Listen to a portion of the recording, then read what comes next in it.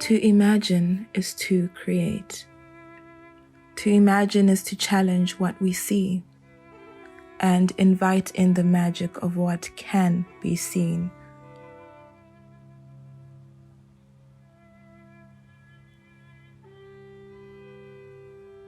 The magic of what we can become, to replace permanence with possibility. Stories help us see ourselves from the outside, and better yet, resist against what we have been told we must be. Put perfectly in Nikiatu Jusu's film Nani, Anansi and Mami Wata are figures of survival and resistance for oppressed people. They challenge the dominant order, subverting it through chaos, anarchy, creative energy. They refuse to be ruled by the human or the divine. I created Msambwa and Nengeri to challenge the dismissal of traditional African knowledge systems. I created Pumzi, Shukuru, and Pendo to manifest Black female deities I could look upon. I created Andromeda while grappling with my relationship with Christianity. I continue to create and reinvent myself every day. Do you?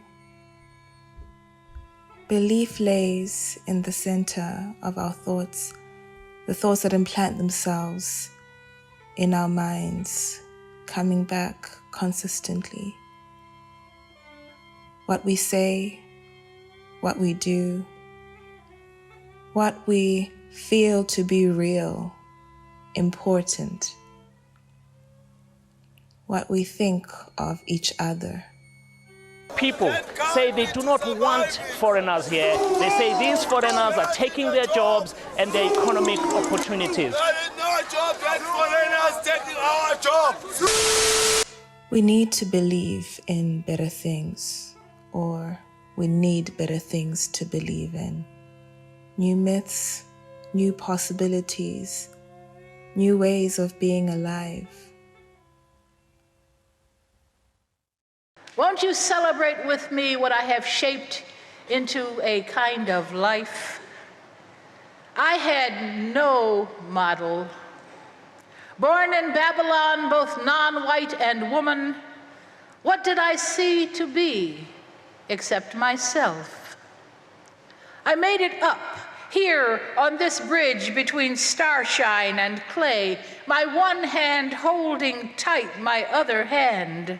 Come celebrate with me that every day something has tried to kill me and has failed.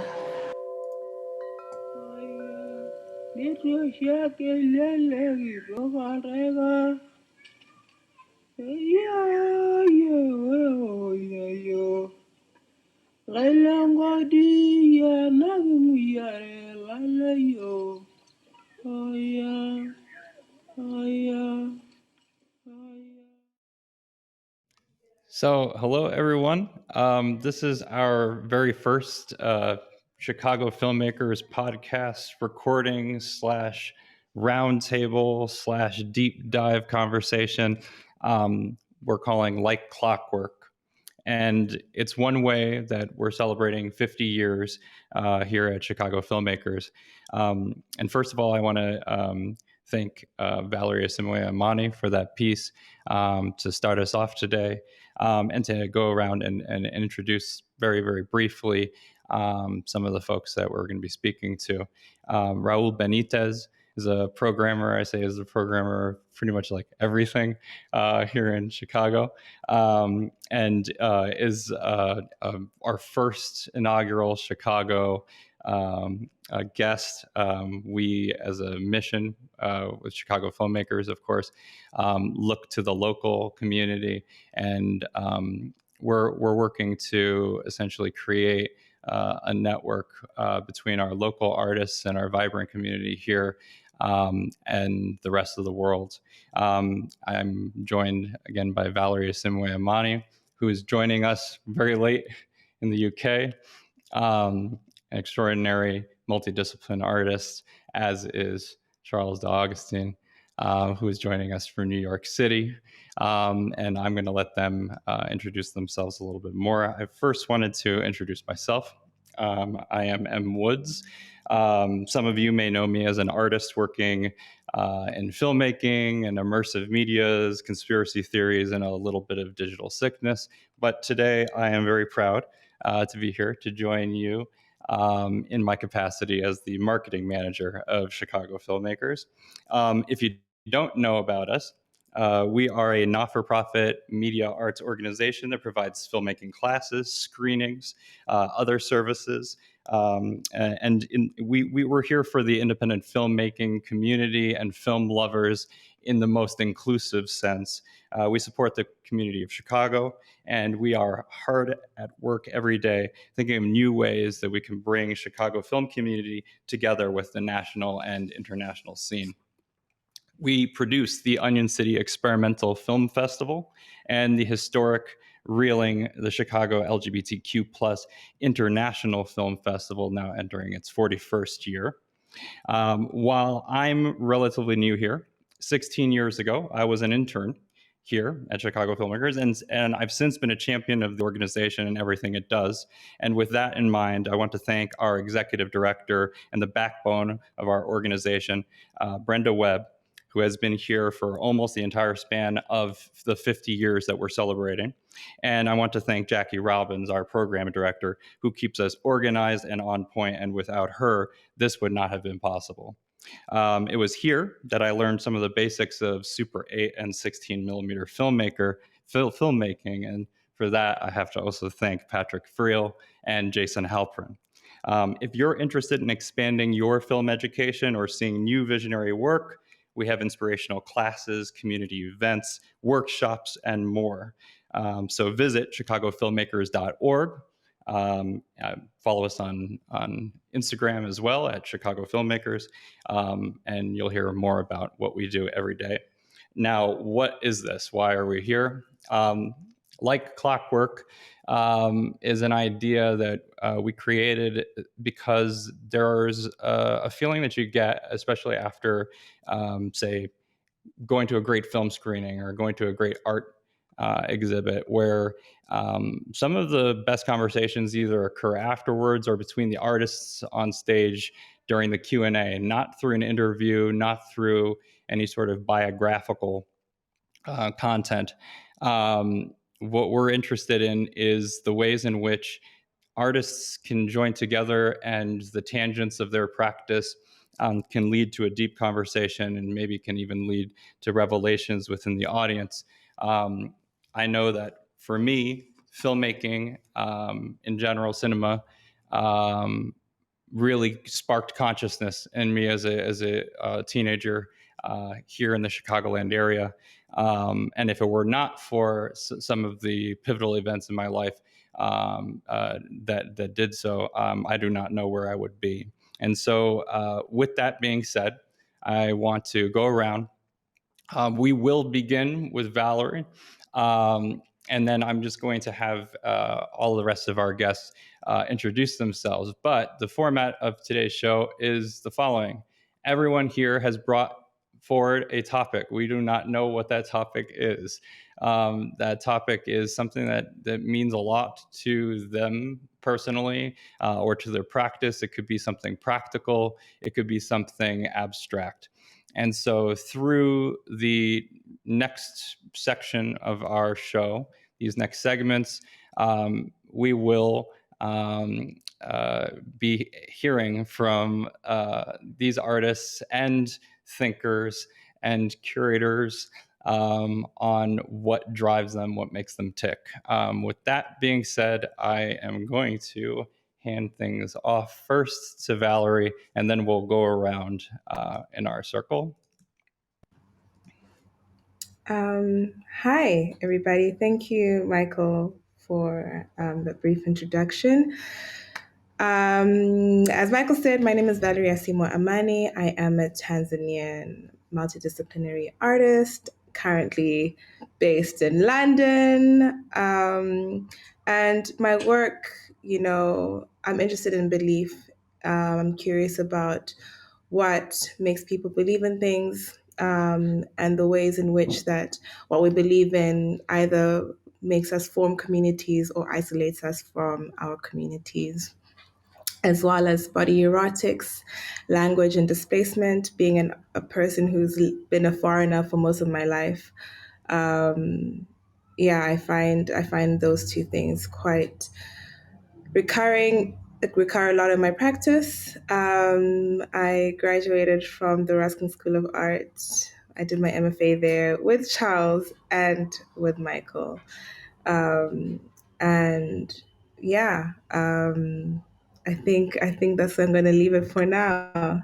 Thank you. I'll hand it over back to you, Michael. Oh no, yep, that was perfect. Raul, I'll have you also give a brief introduction, and then Charles after. Yeah. Hi everyone. I'm Raul Benitez. I'm a film programmer here in Chicago. I've been programming here in the city for over 14 years. Currently, I program at the Chicago International Film Festival. I'm also the senior programmer at the Midwest Film Festival. And then I've been programming at Comfort Station, Logan Square, where I really got my programming chops with. That's an art space in Logan Square neighborhood here in Chicago. And then I do a whole bunch of other stuff. I do some independent programming. I work with other festivals, et cetera, et cetera. So I would say most of my film work is based on programming. I think that's about it. Hello, my name's Charles. He, him, or they is also fine. I'm an artist currently in Brooklyn. I mostly make films, also a bit of performance and expanded text. I think overall I'm really interested in taking a playful approach to ideas of complicity and critique. The work's mostly presented in film festivals, sometimes galleries, universities. Aside from that, I also teach, and I manage an art gallery in the city, and I also curate an independent platform called Present. It's important for me to bounce around a lot, and looking forward to hearing what y'all are thinking about today.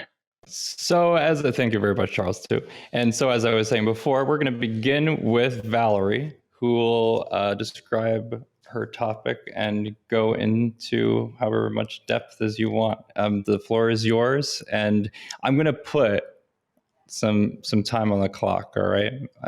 But I'll let you know. I did my first degree in economics. I come from a very traditional, African family, and I didn't have any artists in the family. And my first encounter with visual art was when I was 26 years old, and I had moved back to Dar es Salaam, Tanzania. And I went to an art show at a community art space called Nafasi.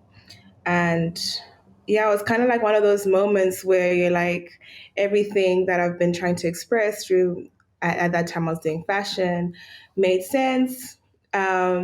And I feel like, coming from a non-art background, and ending up, doing a master's of art at the Ruskin, it almost feels like I made it up.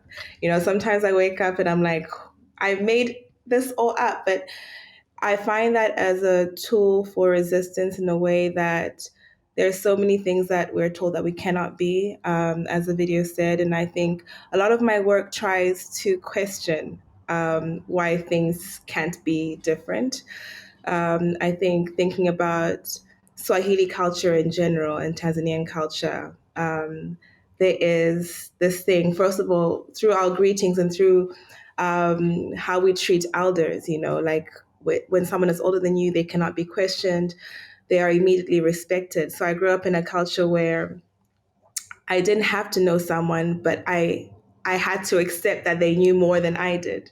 And that never really sat well with me. And I think that, it goes back to patriarchy, it goes back to colonial structures, and it goes back to this need for power, this need for us to control things, to hold things.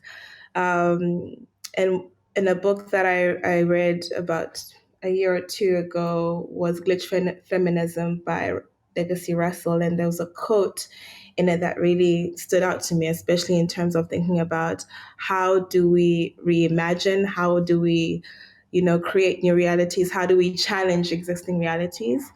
And it is, she writes, to dematerialize the once more abstract, the body, and transcend its limitations.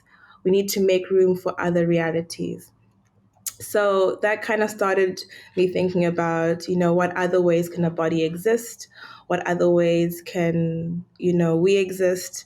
Can marginalized people exist? And imagination and mythology are tools that we have used to emancipate ourselves from, stereotypes, from a Western way of accepting knowledge. I look at artists like Wangechi Mutu, who is a Kenyan artist who uses mythology a lot. She does collages as well and sculpture. And a lot of her figures are quite just bizarre and strange. And I really like that as well, just because a lot of artists, especially from the continent, have been boxed into this narrative of like trauma, this narrative of like really digging into your wound. And I'm just not interested in that. I'm like, how can we create new narratives of joy, new narratives of curiosity? And I mean, I've told Charles many times, and I don't know how many times I'm going to say this, but I don't necessarily consider myself a filmmaker. I use film or video as a medium in my work, because I think it is a very powerful storytelling tool. I think when you're able to visualize something, or when you're able to give someone the power to visualize something, it can really change something in them, Like when I remember when I watched, there's a clip of this in the video, a cartoon from 1998 called Kirikou.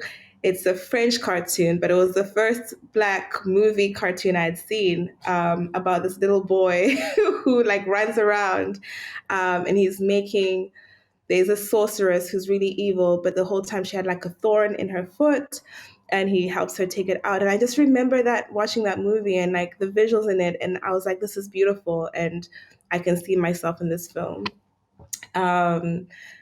And even going back to city things, like, when I was younger, one of my friends told me that if you sleep with the lights off, witches come into your bedroom. I don't know why I was afraid of witches.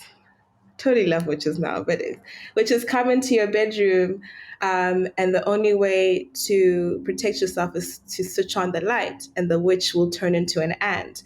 And so when I was a kid, I just used to always switch on the light when I slept, and something that I still do now. I mean, I'm not afraid of witches, but when I'm by myself, I can't sleep with the lights off. So, I'm just interested in these things that we carry with us, and things that we carry with us that are wrong, and how art and writing and creativity has this power of changing narratives, of creating new narratives and new realities. I think I'm going to end by saying, I don't think I've been talking for that long, but it feels like that. There's a book by an author called Lola Olufemi called, now I'm forgetting, this is my memory, Experiments in Imagining Otherwise. And it talks about, imagination being used as a tool for political theory. And she challenges the notion that the imaginary is frivolous or bound to a world of fiction. Like for us to create reality, we have to imagine it first, we have to see it. And so I feel like I use my work as an extension of what I want to see, what I want to be real. And this notion of like wishful thinking, like if you could imagine the perfect world, what would it be? And then you go and create it.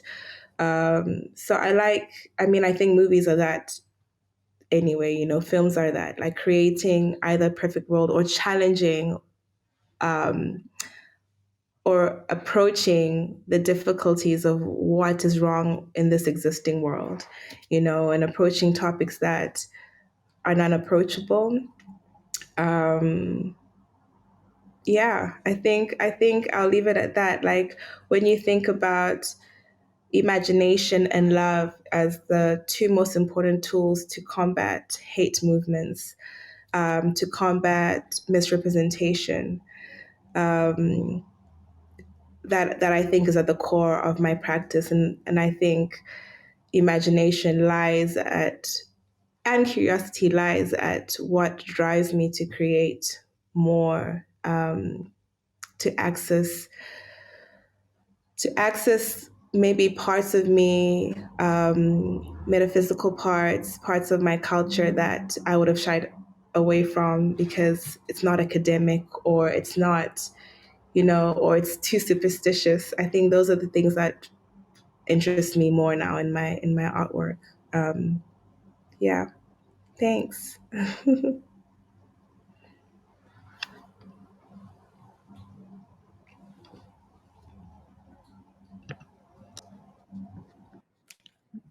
Just so everybody knows, we're going to now pass this over to Charles Agustin. Oh, great. Okay. So,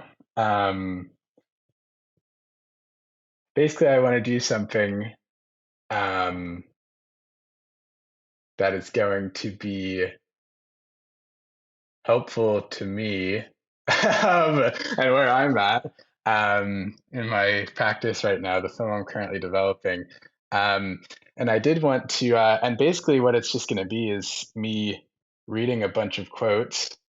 MAIA, it's an organization based in Birmingham, UK, wrote this article called, or essay, Towards a Life-Affirming Cultural Sector last year. What is it to reimagine the cultural sector as an ecology that orients toward life instead of death? At MAIA, we're inspired by the invitation that abolition presents. To imagine a world free from carceral systems is to imagine life-affirming ones. As abolitionist scholar Ruth Wilson Gilmore says, abolition is about presence, not absence. It's about building life-affirming institutions.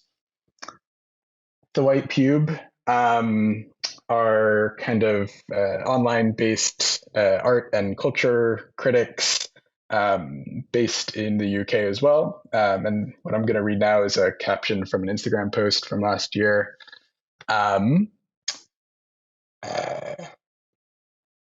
Let's talk about how the government has ruined the country, closed loads of pubs and community centers and mental health services, and made it a hostile life to live. And now galleries only seem to fund public practice artworks, or they make artists spend their non-populated artworks into community projects, even if it makes no sense, even if they have no interest in other people, because the gallery only gets their own funding if they're seen to benefit the community, because the government finds it cheaper to put a plaster over the problem with some temporary community art moments instead of genuinely improving the quality of life for everyone, whether they care about art or not. Like, it's fine for artists to want to make art that doesn't have capital P public value, but right now it doesn't feel like that's the case. So, and this is kind of reflecting on this manifesto in English, useful art, arte utile, idea of Tanya Bruguera. So the main problem with this manifesto is the poverty of utilitarianism, presumably outlining criteria for artworks that act in the service of those more oppressed than the artist. The benchmarks are mostly set depressingly low along the lines of, for example, a project's ability to, quote, be implemented and function in real situations. Bergerius stated that, quote, I don't like art that points to a thing. I like art that is the thing. But in being the thing, the possibility of imagining things we don't yet know about is reduced, and we risk losing sight of the compelling proposal in the arte utile criteria to, quote, reestablish aesthetics as a system of transformation. I'm just going to stop there. We're going to hop to, again, last year, 2022, an article in Hyperallergic from Tom Finkelpearl and Pablo Helguera, titled It's Time for U.S. Museums to Divest from Immoral Industries. Essential read if you're into this stuff. What would it look like if museums turned their billions toward positive good instead of amoral investment simply for profit? They could invest their endowments in taxable municipal bonds, helping build new public schools, hospitals, and libraries. They could make it a priority to invest in areas of their cities that have for too long been starved of access to capital. What if they looked at their mission and invested in businesses that employ artists, designers, and other creative people? What if they helped support green alternatives to our reliance on fossil fuels? Museums urgently need to be more thoughtful about where they put their money. The proposition cogently argued in the Upstart Collab report that you can do good things without sacrificing your return on your investment begs the question, why on earth would you not make these changes? Okay. Next is not a quote, just a maybe a reminder or a provocation or, I don't know, new information that there was this thing that existed called the Artist Union, which was a robust but short-lived union from 1933 to 42 of artists in New York in the years of the Great Depression. It was influential in establishing both the Public Works of Art Project in 33 and the Federal Art Project in the WPA in 1935, arguably kind of the only programs of their kind ever in this country. And don't think I have time to really get into what those were about. But to kind of take a step parallel to that, and this is the last slide of quotes, I'm kind of landing on the National Endowment for the Arts in the US and its very sad history of being defunded, largely being chalked up to kind of absurd situations of obscene art. You know, why are tax dollars going to some radical queer photographer? And this is an article of 2016 in The Atlantic, reflecting on how the arts are funded in this country. So half a century later, the ethos upon which the NEA was founded, inclusion and community, has been eroded by consistent political attack. As the NEA's budget has been slashed, private donors and foundations have jumped in to fill the gap, but the institutions they support and that receive the bulk of arts funding in this country aren't reaching the people the NEA was founded to help serve. The arts aren't dead, but the system by which they are funded is increasingly becoming as unequal as America itself and elsewhere. As of 2014, only 4% of all arts funding in America comes from public sources. While funding has increased numerically, it has not kept up with inflation, leading to a decrease of around 6% grant money since 95. And lastly, the geographic, demographic, and income diversity among the NEA's grant recipients is unmatched by any other US funder. At a moment when disdain for and belief in the competence of the federal government is widespread, for very good reasons, I can add, it seems almost radical to propose that government programs make a difference, but evidence suggests that they do. And the article does go into more goes into that substantial evidence. So yeah, I mean, what am I doing here? I think I mean, just kind of collecting what I'm feeling and what I hear and see other people feeling, that things aren't working. Things aren't enough. In the US, we are kind of entirely dependent on the 1% and their benevolent decisions to endow certain institutions. Is so much of how the arts is kind of propelled onward. And it's sad, to put it succinctly. And I think, this is,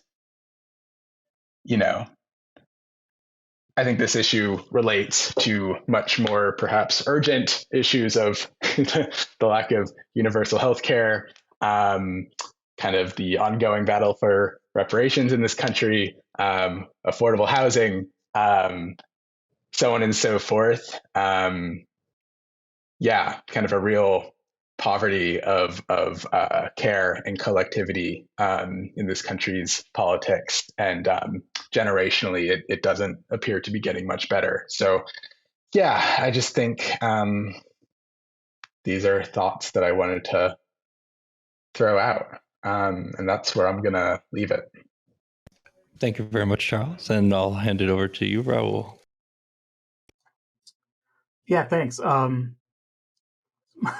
My topic that I wanted to talk about is not as deep as our previous artists that talked, but I'm going to go ahead and go for it. A little background history. I came into film programming almost by accident. I went to school for biology, and like all college students, graduates, I didn't really use my degree. And when I had a friend who was volunteering at the Chicago Underground Film Festival, and she got me involved, and I started volunteering, and I've been helping them out here or there ever since. And out of that, I kind of got involved into programming, and so unlike some of my peers in my field, I came into programming a little bit different way. Like a lot of my peers uh, went to school for film, and uh, got degrees related to film, and I came in totally different. And so my viewpoint on programming, I feel, is a little bit different than your common programmer's viewpoint.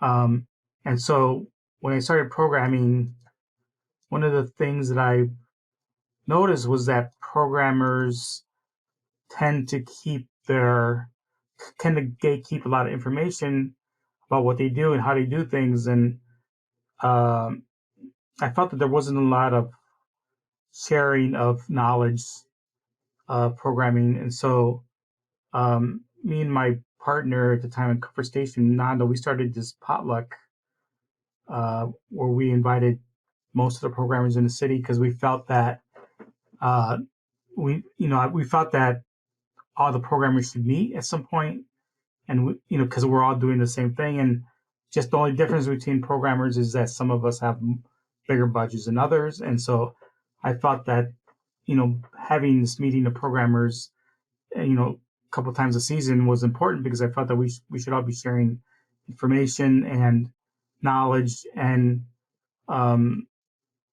it kind of like was put on pause over the pandemic. Though we did have a programmers meetup when the Nightingale closed last year. But I'm looking to restart that up again. But I wanted to say this because I think because of this like kind of gatekeeping aspect of programming, and it's kind of like snobby nature of programming, it kind of keeps a lot of people shut out of this field. And the diversity of programmers in the country is not that great. Though there's been kind of like changes and leaps and bounds in the past 3 years since the pandemic. There's been a lot of change and turnover in a lot of organizations to diversify their programming teams, which is a good thing, but it's not enough. And this all relates to also kind of like other things, other fields within the film community where, we don't have a diversity of critics. There isn't a diversity of film, educators like film professors, etc. And this is something that we need to change, and in order to move forward the culture of film, things need to move forward, and we need to kind of like drop off these practices, these old practices that programmers have been doing for forever, and dropping this gatekeeping quality that programming kind of involves. And so one of the things I do want to start up to kind of foster this is to do some kind of programming mentorships where we bring in people that are interested in film programming and kind of show them the ropes. I think that's something that's definitely missing, not only here in Chicago, but I think overall in the country. There's not any real like mentorship programs to be a film programmer. Now, film programming is you're not getting rich off film programming. You're doing it mostly because you love it. Most film programmers program at several film festivals, to make money, and it's really difficult to find full-time programming jobs. So most of us are kind of like gig work programmers. But I still think that we still should be doing some kind of mentoring to bring up new programmers who will want to be involved in this. And a lot of the institutions and the large institutions in the country and here in Chicago have older programming teams that have been together for a long time, and I think some of these senior programmers should be mentoring people to come on up and learn how to film program, and so it's something that I've thought about a lot since I started programming, and I've tried to do something about it and hopefully continue to do something about it. But I think this all kind of like connects to all the other aspects of film where there's not a diversity of filmmakers and educators and critics, and even down to like programming in some of these larger chains. They all connect together, and I think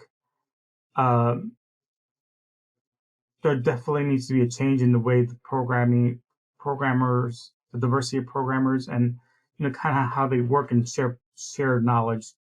And when I first started programming, I found it very frustrating because I was trying to learn how to do things, and it was really hard to get answers from any like working programmers because they kind of like held tight to their chest the information that they knew and knowledge. And so it was a little struggle to like when I first started programming. So a lot of the stuff that I learned on my own and kind of like trial and error. And so I feel like future programmers should not be going through this like trouble trying to figure out what to do and how to do things and learn stuff. And I think that when just kind of informing new programmers and mentoring people and kind of like helping trying to diversify the film programming community kind of will help out everything else, including filmmakers wanting to show their stuff and filmmakers that are not represented, etc. So for me, like the broad-based view is that change and making changes in the diversity of these communities is the way to go into advanced film. And it's not easy, and it's hard, and change is hard for a lot of people and institutions, but it's necessary. And change is not always as fast as you want it to be. Sometimes it's going to be slow, but even going slow, you're making change. So it's mostly what I wanted to talk about, and that relates to what I do. Hearing all of you it is fascinating, but this is potentially maybe the point in our program where we get to have the most fun, because basically, as you've all been talking, I've been here taking notes, and then for anybody else who'd be watching at this time, I think that there's certainly a lot of things that are actually overlapping with all of your presentations. And Raul, I would also say that no, I think that in regards to your what you were just saying about programming and the gatekeeping around it, that's actually quite a deep topic. Before I go forward before I issue any opinions, my opinions are that of M. Woods, not of Chicago Filmmakers as an organization. If I give any spicy takes, that's all from me. I just need to really comment very quickly because I want to have you all engage with one another. But I find that there's, in some ways, there's idea of this presentation of self that's at heart of this, but then there's also the presentation of self that Valerie is drawn with, and actually in a really beautiful way, in a quite a positive way, talking about the change that takes place using mythologies essentially as a means of also describing an autobiographical journey, one that oftentimes does have to do with feeling a sense of being out of place, but at the same time is constantly drawing from the environment as a means of evolution.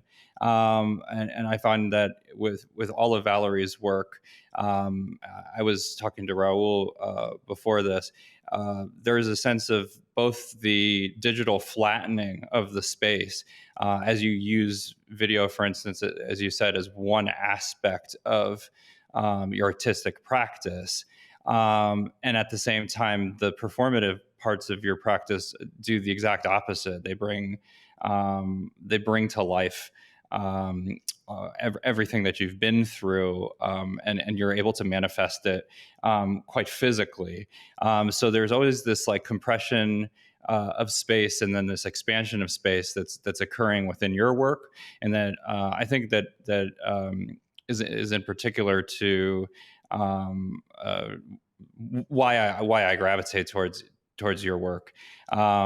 The thing is, it's also interesting because as we're exploring what the medium does, right, to identity, and what the medium itself does to your journey as an artist, we're also talking about Charles's critique of the institution from many different angles, using textual evidence in this case as well, which I found that your presentation in giving us a sort of walkthrough of all of the different ways in which these institutions are, I say, devaluing, degrading, potentially negating forms of expression. It's interesting too that you've chosen the form of quotation as a means and a device by which you are essentially expressing that which is deeply rooted in what you believe. And it serves as both a substitution for your own voice, though you have given your opinion clearly on the subject, but it to me speaks to a present and historical record that then connects directly to what Raul is talking about.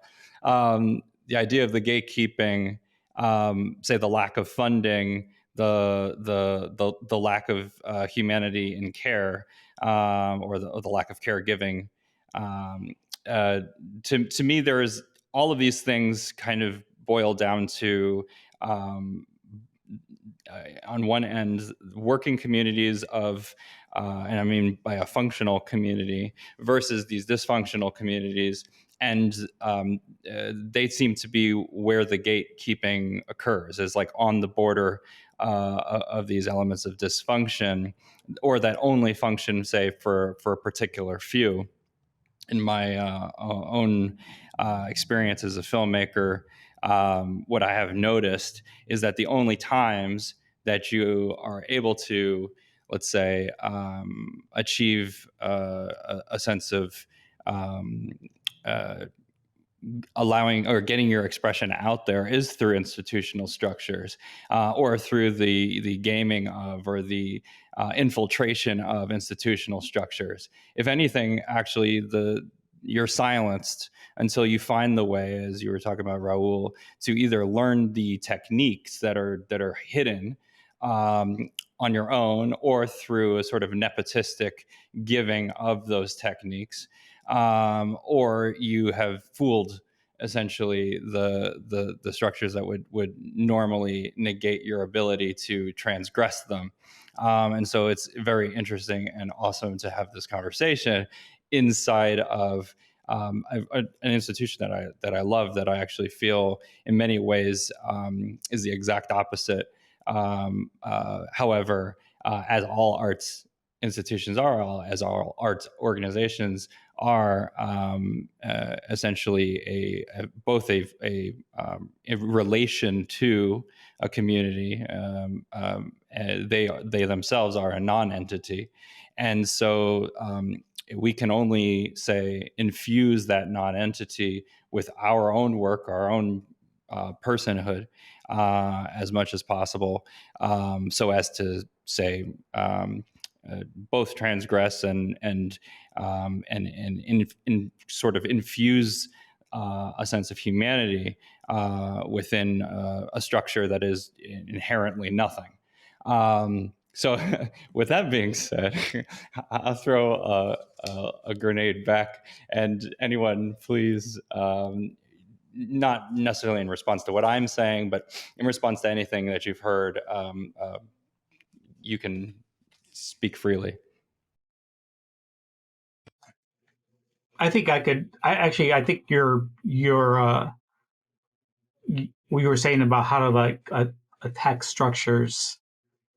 The way I found a way to kind of do this is to be on the inside, eating it out from the outside.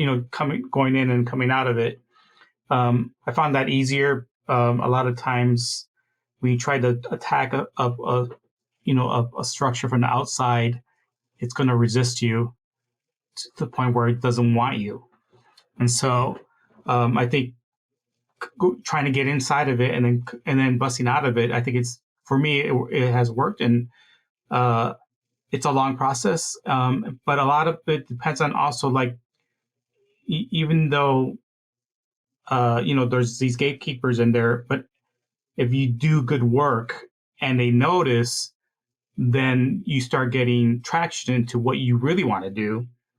And then you kind of get them on your side eventually.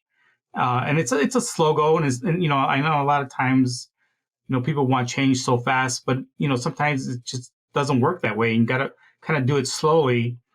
And so for me, I found that going in, being part of the man in a way is a way for me to get away from him, by being inside working with them and then changing minds that way up from the inside. And again, it's, this doesn't always work, and it's, it all depends on the people you're working with, how much they're willing to change. But, eventually you can get people to see it your way and kind of see things differently, and then change happens. And for me, I think that was a route that worked best for me, was doing it from the inside.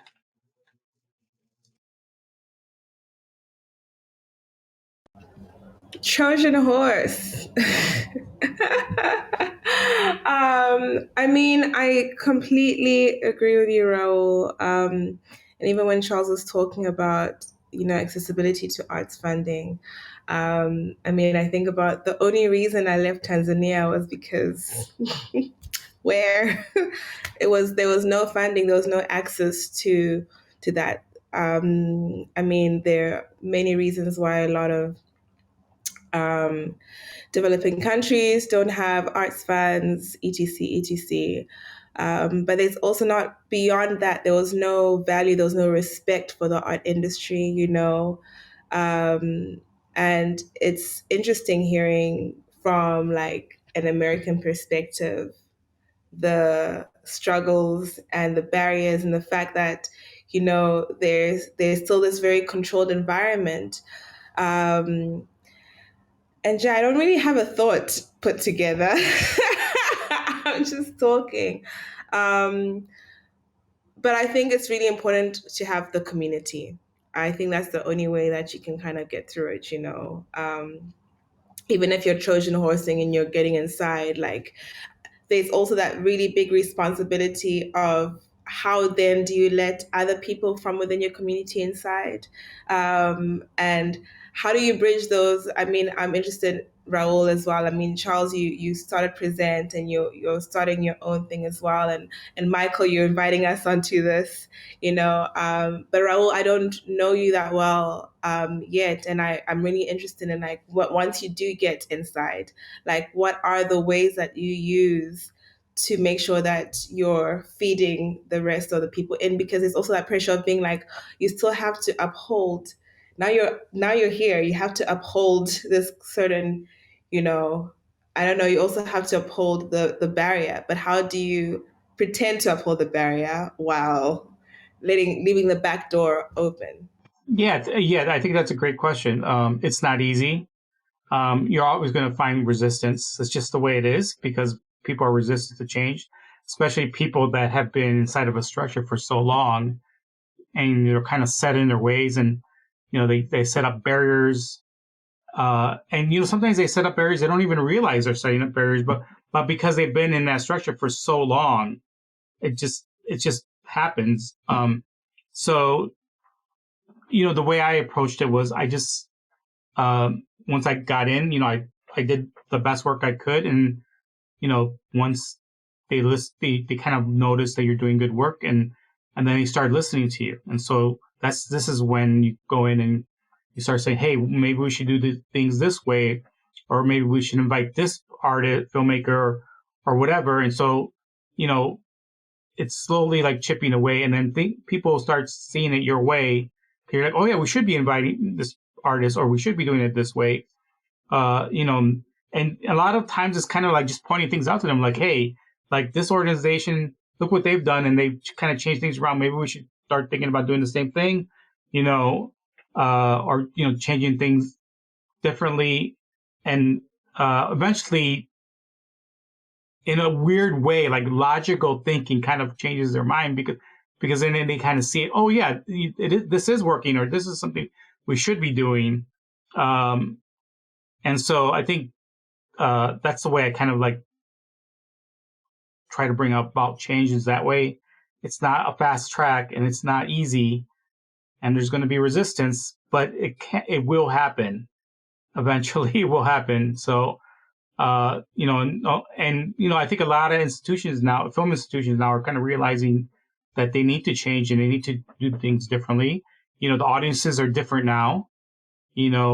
I think a lot of times, a lot of large film organizations kind of get set in their ways, and they have their own built-in audience. But eventually that audience is going to move on. They're going to essentially age out. And so you got to start thinking about bringing in new things for your younger audience. And so, this is a reality that everybody has to face. And so you might as well start making the change now, instead of waiting till it all kind of collapses around you.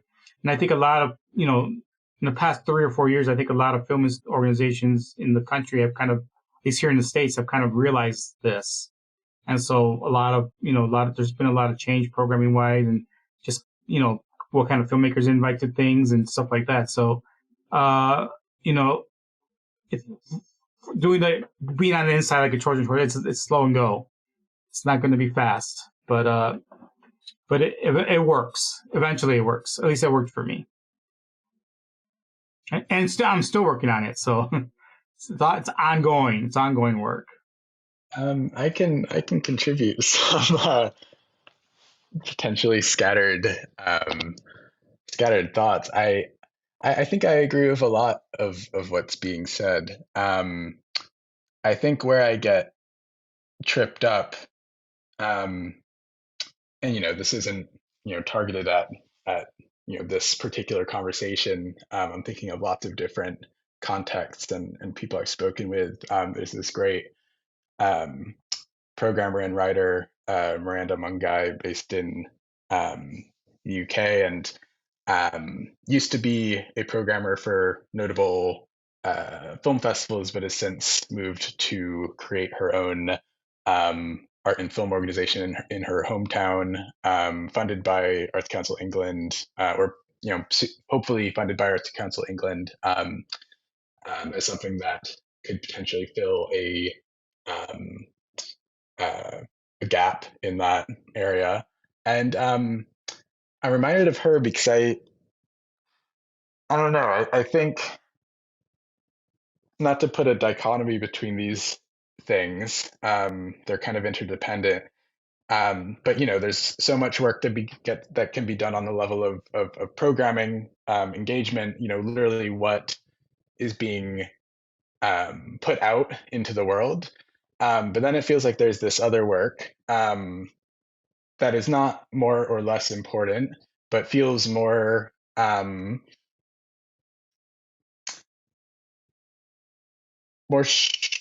structural. The idea that you need you need the good people to be doing that good work, and it feels like the forces stopping that from happening are a lot more complex and big and scary. And it feels like one thing has to happen in order for the other good stuff to kind of proliferate. And this is like, I think a lot of what you were saying in your original presentation or whatever talk, Raul, is, like, of course, we need to diversify the kinds of critics, programmers, etc., that are creating discourse in our society. But I think it's also the reality that due to, the world, there are concrete reasons why those populations are often, find great difficulty in coming into those kinds of positions, maybe more so than every white male programming team. And yeah, I don't know, I guess, I'm not saying this as an argument or anything, just to I don't know, bring it to a different scale, that the work needs to happen on different scales. Mentorship programs need to be happening everywhere. Like, yes, as programming teams or whatever, magazines age and sadly die, seems to be the thing that's happening more often recently with film criticism. There needs to be a new generation of progressive and radical people working on, in these institutions. But doing that isn't going to be achieved, just through policy advocacy. It's not going to be achieved just through mentorship programs. I'm really excited by, organizations that are thinking on all of these levels together at once, if any of that makes sense. I also think new organizations need to exist, just because, like, there's so much validation, like, freaking hell. Like, the only reason I can speak for myself. The only reason I went to do my MFA was because I felt like I needed validation from the West. Like, I needed to get a degree to be like, oh, I'm an artist. I'm a real artist because I have a freaking degree, And I mean, in terms of just the accessibility to these organizations, like, even when you think about internship programs, like, how many people can afford to have a unpaid internship or receive $300 a month for 6 months? Like, those are the people who already have families who can afford to pay for them. Those are the people who already have, like, enough support around them. They already have language. Like, in terms of, I'm just comparing I don't know the film world that much, but I'm assuming film art is the same business, Yeah, you got same it.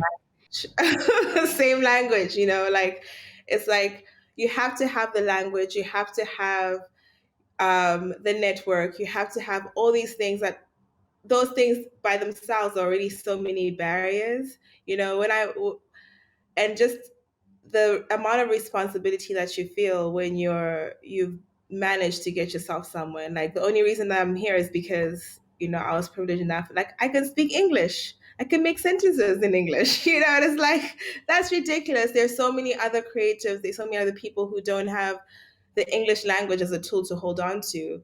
But their thoughts, their ideas are still as valid or even sometimes more important than what we have to say. And they just don't have access to those things because of that. And at the end of the day, unfortunately, money is at the that's it. Like this is the capitalist system that we live in. We need money, we need funding, we need all these things.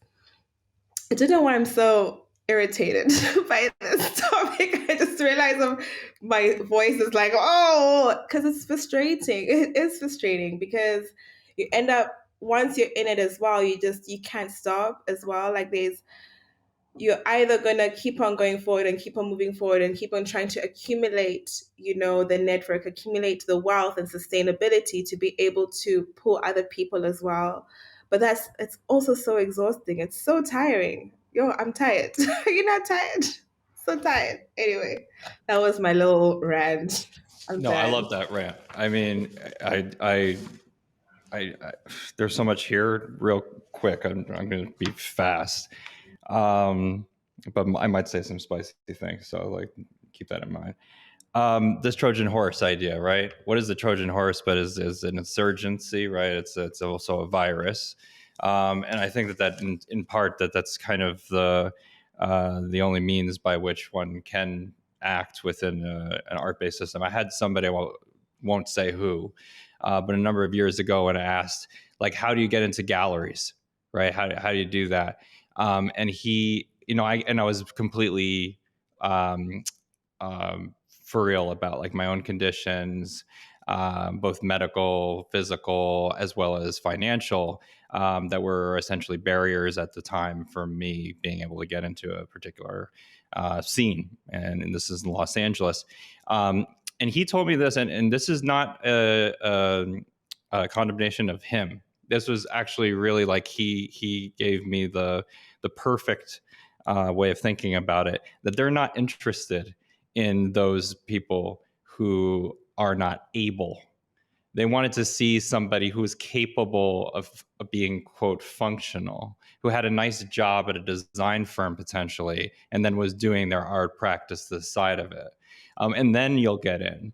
But that also speaks to like the type of, say, quote, community that forms those who do create the barriers, right?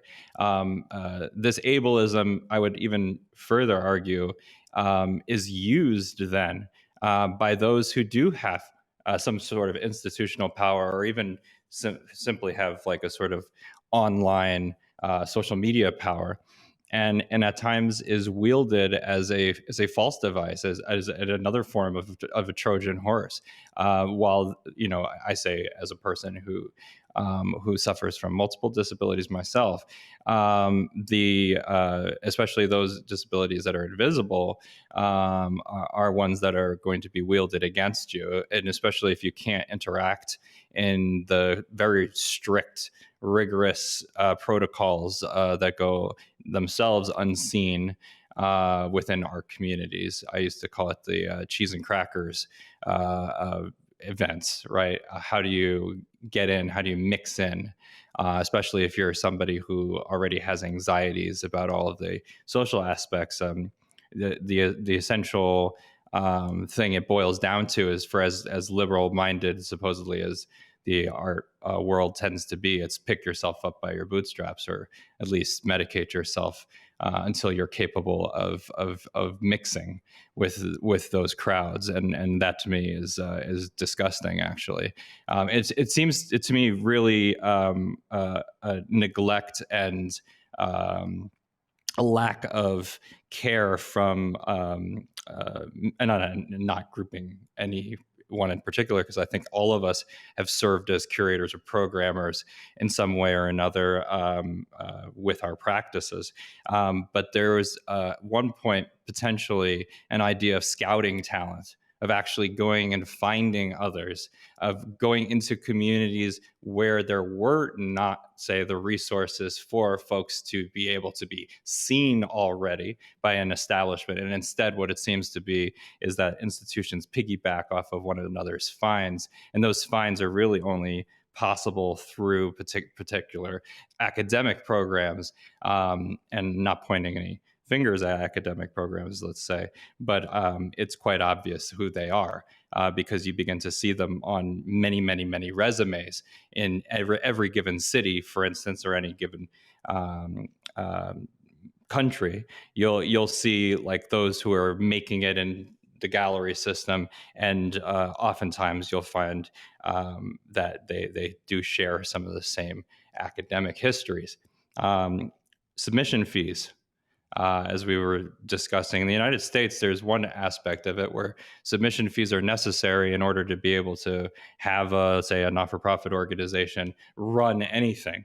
And those organizations, I would say on the whole, tend to take submission fees that are still not capable of allowing them to break even. And at the same time, there are the for-profit organizations that take submission fees from everyone and already have most of their lineup pre-set up.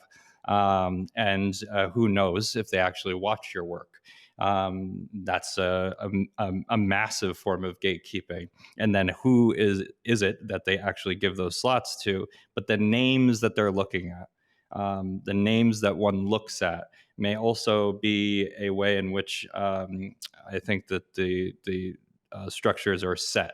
It is only through a sort of Trojan horse that one can actually gain a name recognition enough so that others can then see your work. And as a father myself, I have to weigh the sort of ethical boundaries of what it means to do something like that, to get into a particular good graces of a clique that it does control aspects of curatorial practices, while at the same time thinking about how am I going to put food on the table and actually be able to properly provide at some point for my daughter and my family. And so, as Valerie was saying, this obtaining of wealth, it's not an obtaining of wealth, is really an obtaining of the very basics that one would need to survive. And all artists are then put and pit against each other for what is essentially crumbs on a $9 billion industry that feeds a very few, and they tend to not open the doors for very many people. So my feeling is yes, there's a certain nepotism that even goes along with opening the door.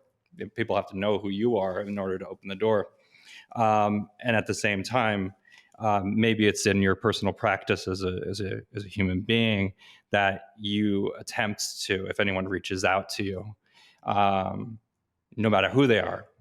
And sometimes it does mean that you speak to some folks who may take advantage of your time, may take advantage of your energy. But I find that's in the minority. It's really more like if somebody does reach out to you, they have done something to attempt to bridge a divide that can sometimes be so despairing that we need to try to make friends and try to make this community as real as possible. Anyway, that's my 2 cents on this. Yeah, no, I see what you're saying, Michael. I think, in changing systems, there's just got to be multiple approaches at the same time. So, just my approach is, a little bit different than everybody else's, but I think coming from multiple places to change the system is the way to go. There's going to be people that want radical change right away. There's people that are coming from the outside trying to get in, and there's people from the inside busting it out. I think all these things need to work together. And again, like especially like larger institutions are going to be very, aggressively wary of change. And that's just the way it is. Humans are just naturally afraid of change, and it kind of spills over into what institution you're working for. So, I think multiple faceted approaches to change are the best way. And some of us just do it, using one way. But I think eventually the multifaceted way approach is a way to break systems down eventually. And it's not going to be fast. Sometimes it might be fast. Sometimes it's going to be slow. But the thing that's constant in the universe is change, and this is change is going to happen no matter what. So you might as well just embrace it and change along with it. Real quick too, I just wanted to say part of the reason I had Raul on this program, especially as an inaugural guest in the program, is that Raul not only is, when I say yes, you program like everywhere in Chicago, but Raul is actually exemplifying great programming, and that's a difference. It is one thing to say that you're say you're going to infiltrate. It is a different thing to exemplify it.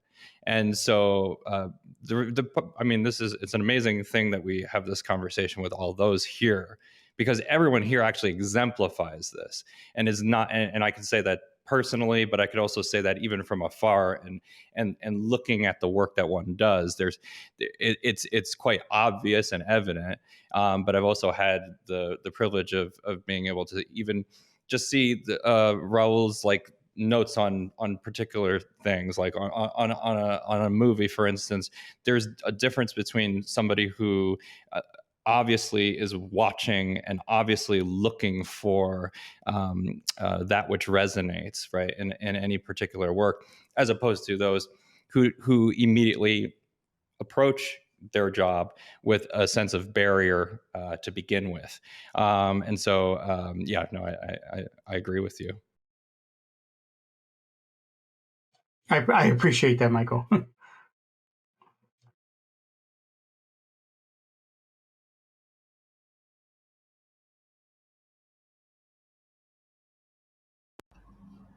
I'm only quiet because I think Charles has something to say.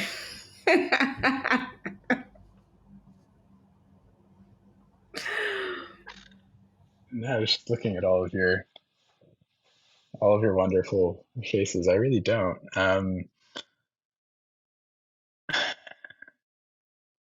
Yeah, I mean, I don't know. I think maybe the only thing that is in my mind is how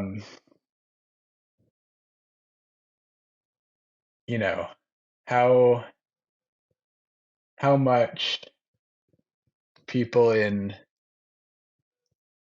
who call themselves creatives or artists, or people who work in these industries, how much we've been hypnotized to love precarity, and to just like, that is our breakfast, lunch, and dinner.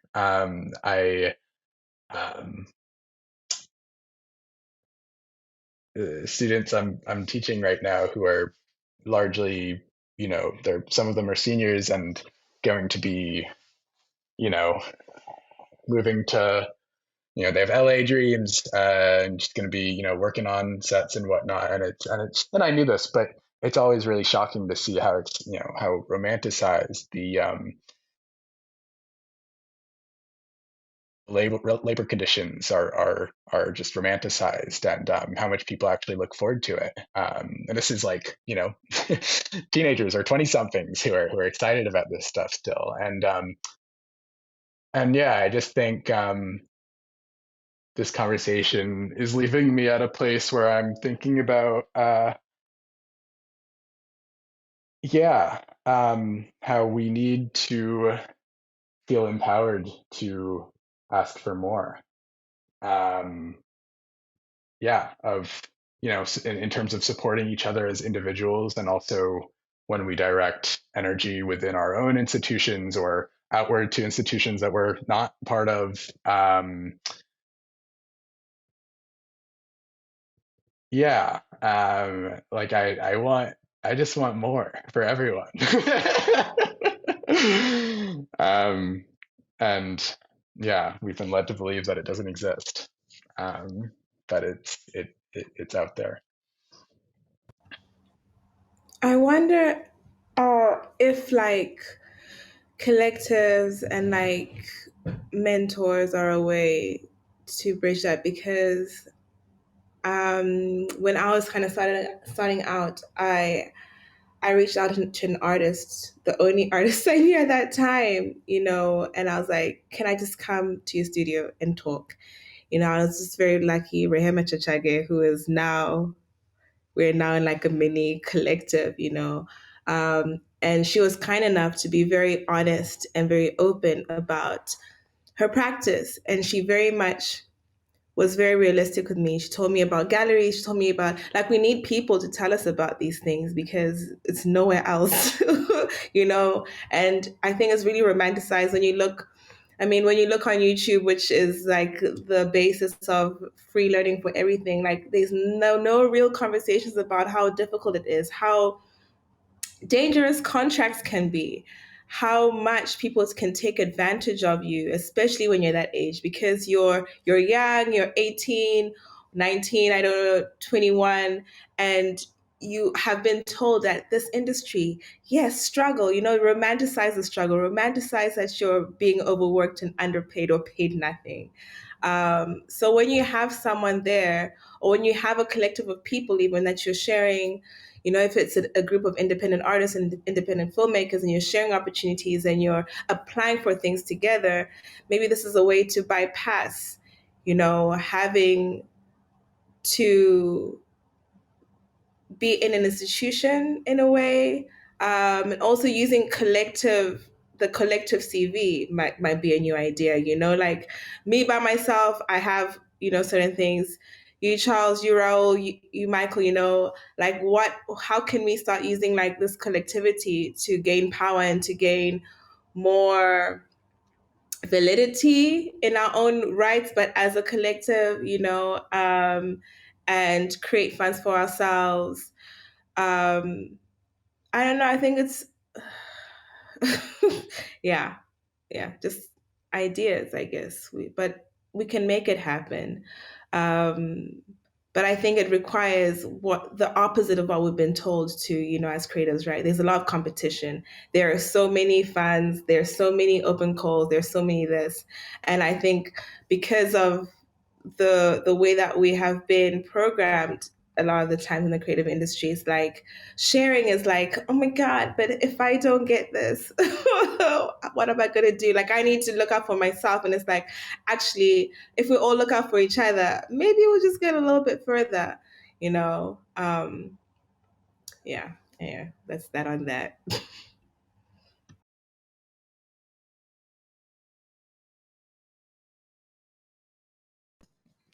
I'm not really like one to linger on silence, so like when I'm provoked, I'll keep going. But I just want to like bring up a couple of things about mentorship and what that means, right? I guess on a positive level.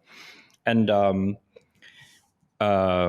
when I was in probably one of the darker places with my practice, I reached out, and everybody here probably heard me talk about him. I reached out to an artist named Aldo Tambolini, and Aldo is one of the great artists of the 20th century and 21st century, who passed away in November of 2020. From what I have known of Aldo and his work, and from other people, right, he had an open approach to mentorship. It was essentially like I just reached out to him on Facebook, and then from there, like my life changed because one person gave me a sense that the practice that I was doing was indeed intrinsically tied to his practice and what he was working on. And so for me, I think that's part key, right? You have to try and figure out how, especially if you've gotten a little bit further up this ladder, how and where you can offer support and help. And that might not be building a collective, but it's in a way it is. There's also generational collectives, and there's also ways in which our ideas potentially can be of different perspectives, while previous collectives were so driven by a particular dogmatic approach that tied everything together, that needn't be the way in which a collective should be figured now, especially given that in order to really be like, what is to say, like avant-garde, which I always tend to think avant-garde means like front line. It means like militaristic, and militaristic being essentially a strategy for this being counter to that institution, right? At least in one sense of it. I don't think of it in terms of its, say, host colonial language, which I try to strip it of that context of it, right?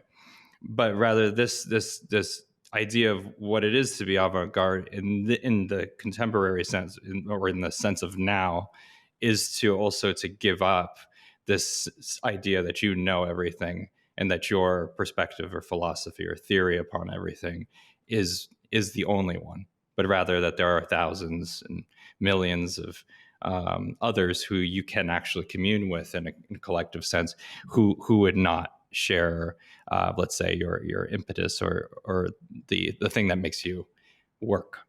And yet here we are talking with very disparate practices at times about things that I think are completely overlapped.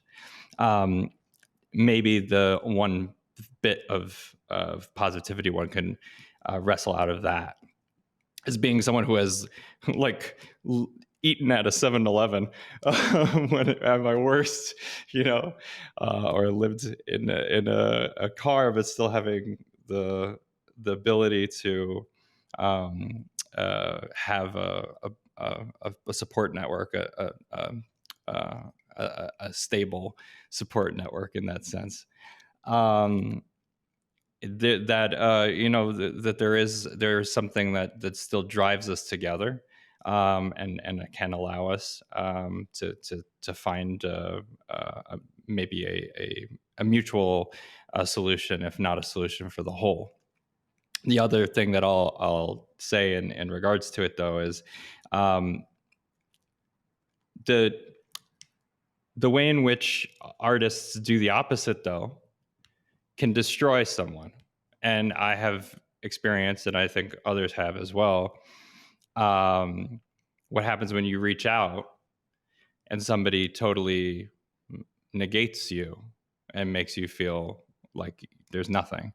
And I think Valerie may have left, but one thing that Valerie and I talk about a good amount, and I saw her in England recently, was the way in which the trends of the art market are not dictated in diversity always towards a sense of solution, but rather for a sense of a trend, a particular buzzword. As somebody who's Latino and who has the last name Woods, I always think about how interesting it is, like as my mother was a single mother, an immigrant, how I could have just very well been with the last name Solis, which was hers, and what that means, right, to the way that I'm perceived within the art context as well, which is, I think, sometimes another way in which the name alone is used, or how we're expected to make work, say, that has to root us in the diasporic context, and does not allow for a sort of work that essentially is all apart from that. While of course it is something that drives one's existence every day or changes one's existence every day, that it is not necessarily definitive. And so I'll leave it at that. But this is, amazing. So we have a few more minutes, though. I don't mean to take up any time. It's just there's so much awesome discussion here. I think I want to follow up on what Valerie was saying about mentorship. I think mentorship is incredibly important.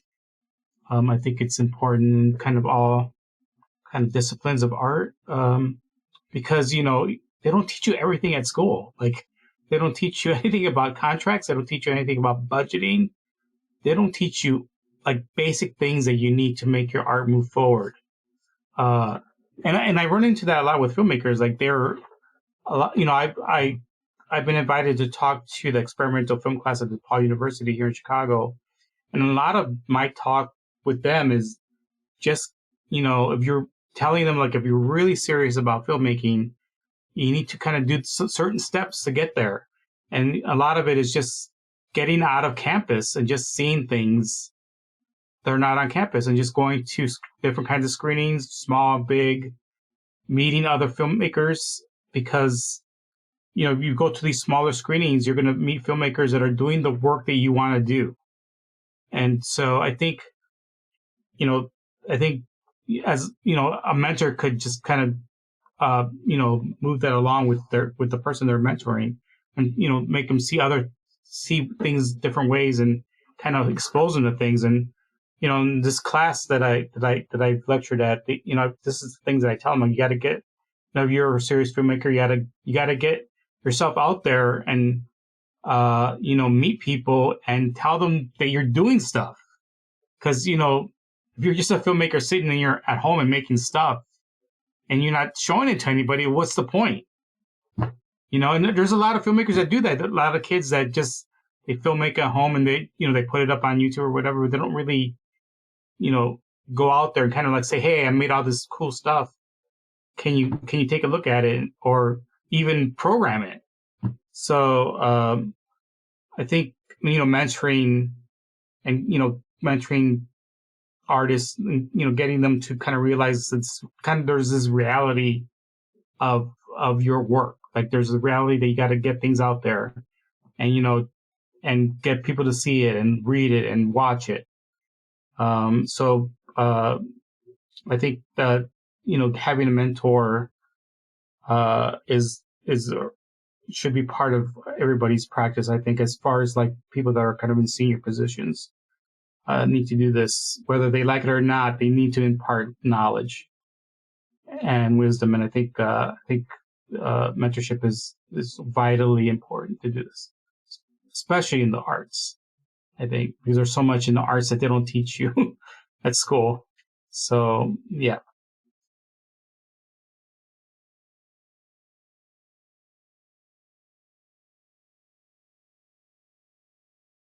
I know I said I would cut everybody off, but I actually want everybody to have like a last word, if it's all right. And so Charles and Val, if you have a last word, can you drop it on us? Because, I mean, yeah, it'd be amazing.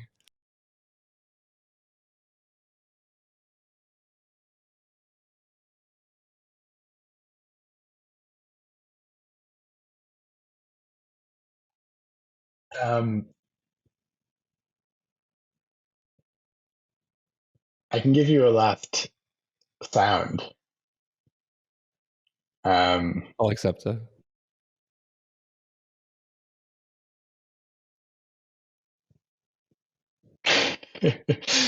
I'm feeling pretty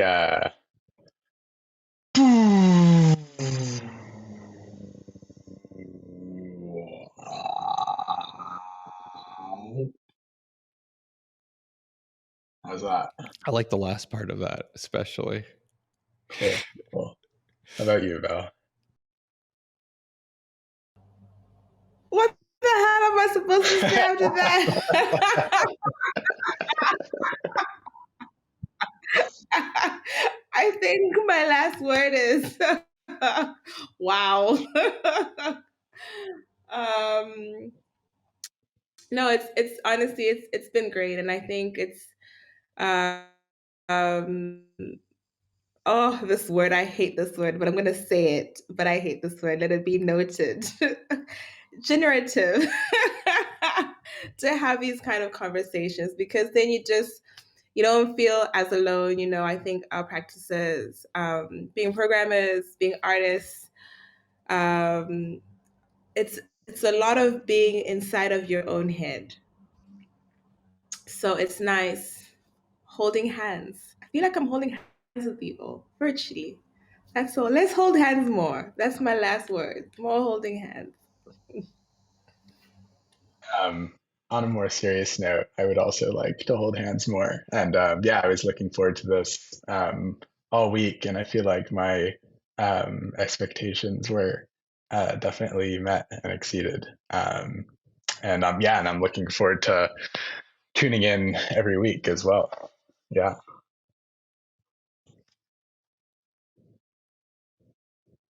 Raul, do you have a last word or sound?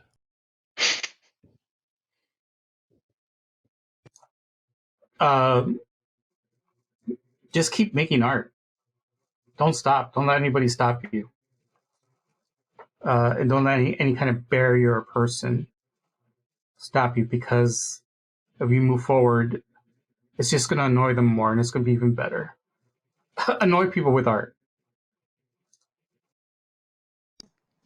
Now, with that being said, as I often annoy people with art and the sound of my voice, I'll make a sound. I'll go, and then I will also say, I know what the hell is that, right? It's like this is an all audiences program.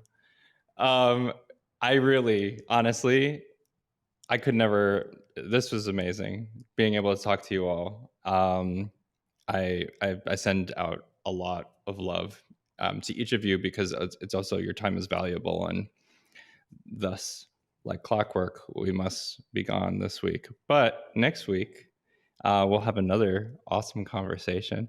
And if you pay attention to our social media, if you pay attention to our website, chicagofilmmakers.org, onioncityfilmfest.org, at Onion City, at Chicago Filmmakers, at Reeling Film Fest. You will hear all about it. And I hope that this same group reconvenes at some point in the future, because I could go on and on with this conversation. You are all amazing. And so I just want to say one more time, a huge thank you. Going clockwise, Charles, Valerie, Raul, your practices mean the world to me. Each one of you, as I said, exemplifies the most positive traits of what we discussed today. And it's Raul, this is the first time I've gotten to talk outside of like texting and whatnot. But I could go on for a long time. And so I have to cut us off. All right, bye.